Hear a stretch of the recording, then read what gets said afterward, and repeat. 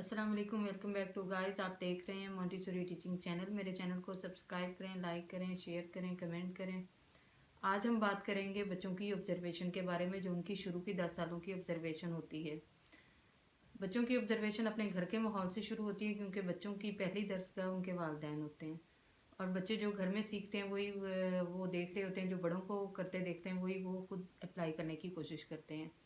इसलिए बच्चों ने शुरू के 10 सालों में उन्हें बहुत प्यार मिल रहा होता है, वो बड़े लविंग बने होते हैं और हर चीज़ उनकी जो ज़रूरत की होती है वो उनको मुहैया की जाती है, जिससे बच्चों के अंदर ये चीज़ पैदा होती है कि उनकी जो कही गई बात है वो उनकी बिल्कुल पूरी होगी, और जो उन्होंने नहीं कही वो भी उनको मिल रही होती है।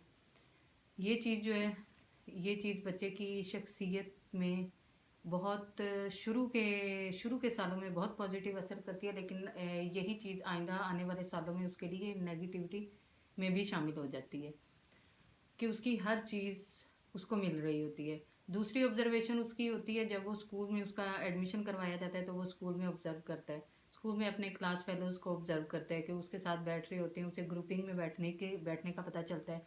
फिर ये कि टीचर का उसके साथ कनेक्शन कैसा है वो उसको ऑब्जर्व कर रहा होता है, कि टीचर का बिहेवियर। सबसे पहले बच्चे जब स्कूल में एडमिशन करवाया जाता है, वो क्लास में एंटर होते हैं, तो सबसे पहले जो बच्चे के ऊपर फर्स्ट इंप्रेशन होता है वो टीचर का ही होता है कि उसका रवैया कैसा है बच्चों के साथ। बच्चे उसके अपीलिंग पर्सनैलिटी है टीचर के लिए, वो टीचर के पास बैठते हुए सहमे हुए, डरे हुए नहीं हैं, रोते हुए तो वो नहीं जा रहे। टीचर की पर्सनैलिटी ऐसी होनी चाहिए कि बच्चे उसके साथ ऑटोमेटिकली अटैच हों। अगर वो नहीं भी होते तो ये टीचर के अंदर स्किल होनी चाहिए कि वो अपने बच्चे को अपने साथ अटैच करे। दूसरी बात ये कि बच्चे जब देख ऑब्जर्व कर रहे होते हैं, टीचर्स जब आपस में टीचर्स गुफ्तगू कर रही होती हैं, तो उनका रवैया या उनकी गुफ्तगू लैंग्वेज वो किस तरह की यूज़ कर रही हैं, ये बच्चे ये भी ऑब्जर्व कर रहे होते हैं। इवन के बच्चे अपने टीचर्स को भी ऑब्जर्व करते हैं कि वो दूसरे क्लास के बच्चों के साथ उनका किस तरह का रवैया है, वो किस तरह की लैंग्वेज यूज़ करती हैं। तो बच्चे वो सब कुछ देख के वही चीज़ अप्लाई करने की कोशिश कर रहे होते हैं। जब बच्चे देखते हैं कि टीचर्स उनको अच्छी बातों पे अप्रिशिएट कर रही है, तो बच्चे डेफिनेटली वो इस बात को उनके जहन में ये स्टोर हो जाती है कि उन्हें अच्छी बात पे हमेशा उन्हें अप्रिसिएशन ही मिलेगी।